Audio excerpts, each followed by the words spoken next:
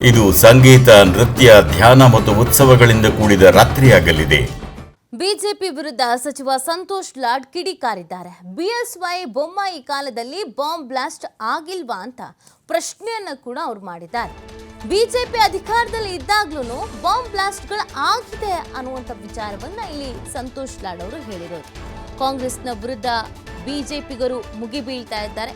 ಈ ವಿಚಾರಕ್ಕೆ ಸಂಬಂಧಪಟ್ಟಂತೆಯೇ ಸಂತೋಷ್ ಲಾಡ್ ಅವರು ಮಾತನಾಡಿರುವಂಥದ್ದು. ಯಾಕೆ ಬಿಜೆಪಿ ಅಧಿಕಾರದಲ್ಲಿ ಇದ್ದಾಗ ಬಾಂಬ್ ಬ್ಲಾಸ್ಟ್ಗಳು ಆಗಿರ್ಲಿಲ್ವಾ? ಆಗ್ಲೂ ಕೂಡ ಆಗಿದೆ. ಆಗ ಬಿಜೆಪಿಗೆ ನೈತಿಕತೆ ಇರಲಿಲ್ವಾ ಅಂತ ಸಂತೋಷ್ ಲಾಡ್ ಅವರು ಪ್ರಶ್ನೆಯನ್ನ ಮಾಡಿದ್ದಾರೆ. ಚುನಾವಣೆ ಬಂದಿರೋದ್ರಿಂದ ಪಾಕಿಸ್ತಾನ್ ಬಾಂಬ್ ಇತ್ಯಾದಿ ಬರ್ತಾ ಇದೆ. ಇಂತಹ ವಿಚಾರಗಳ ಮೇಲೆಗೆ ಚುನಾವಣೆ ಹೋಗ್ತಾ ಇದೆ. ಬಿಜೆಪಿಗೆ 5 ಪದ ಬಿಟ್ರೆ ಬೇರೆ ಪದಗಳೇ ಗೊತ್ತಿಲ್ಲ. ಹುಬ್ಬಳ್ಳಿಯಲ್ಲಿ ಬಿಜೆಪಿ ವಿರುದ್ಧ ಸಂತೋಷ್ ಲಾಡ್ ವಾಗ್ದಾಳಿಯನ್ನ ಮಾಡಿದ್ದಾರೆ.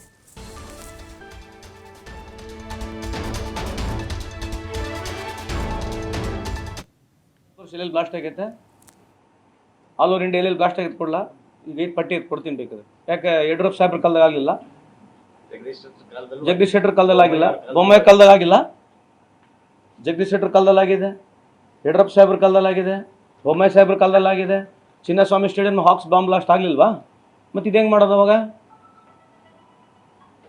ಅವಾಗೇನು ಮತ್ತೇನು ಬಿ ಜೆ ಪಿ ನೈತಿಕತೆ ಇರಲಿಲ್ವ ಅವಾಗ? ನೋಡ್ರಿ, ಈ ಆ್ಯಕ್ಟಿವಿಟೀಸ್ಗೆ immaterial of any political party ಯಾವ ಪ್ರೋತ್ಸಾಹ ಕೊಡೋದಿಲ್ಲ.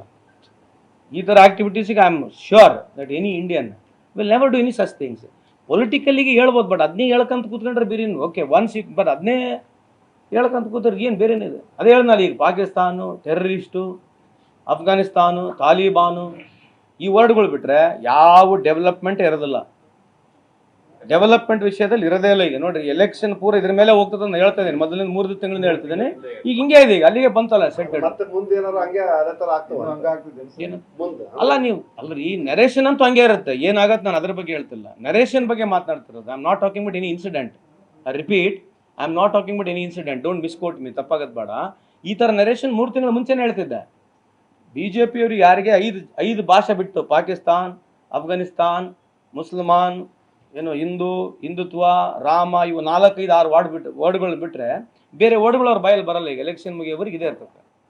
ನೀವು ಕೇಳೋಡಿರ್ಬೇಕಾದ್ರೆ ಈಗ ನಾವು ಕೇಳಿರ್ತಕ್ಕಂಥ ಪ್ರಶ್ನೆ ಚರ್ಚೆ ಮಾಡ್ಬೇಕಾ ಬೇಡ? ನಾವು ಇದು ಯುವಜನತೆ ಗುರ್ತಾಗಬೇಕಲ್ಲ, ಯುವಜನತೆ ಗುರ್ತಾಗಬೇಕಲ್ಲ.